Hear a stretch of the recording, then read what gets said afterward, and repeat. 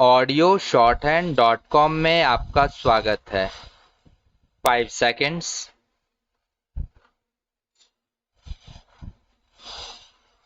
Start.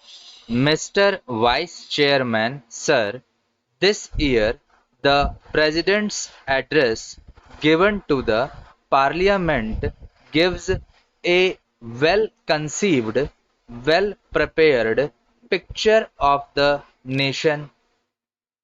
I rise to support the motion of thanks which has been brought before the House by Shri Kulkarni.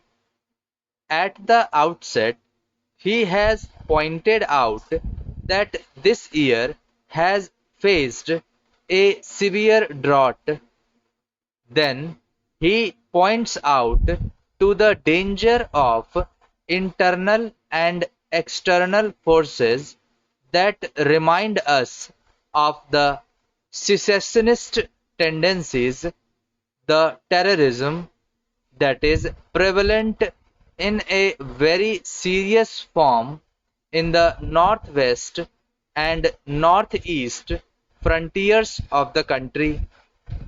This really requires attention of not only the government but of all the people, of all the political parties existing in different parts of the country. In his speech, he has tried to remind us of the promises made in our Constitution. It is our sacred duty to see that those promises are fulfilled. He has said that the ideals of secularism and socialism are enshrined in our Constitution.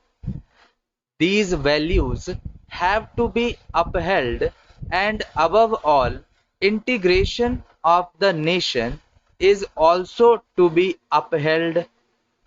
Sir, it is time that we did not discuss matters out of emotion. When we speak emotionally, we forget these high goals, we forget reality and rationalism. Sometimes it is necessary to see that healthy criticism is there. It is required in a democracy to rectify mistakes of a government. It is a welcome feature, but when we speak emotionally, we forget these fundamental facts and obviously we commit mistakes. Here, we should remember that we are speaking in the highest supreme body of the nation, where the future of the nation is to be built. When we are discussing all these things in this house about the goals of the nation, about the development of the national life, the whole world is watching us. So, this factor has always to be kept in mind.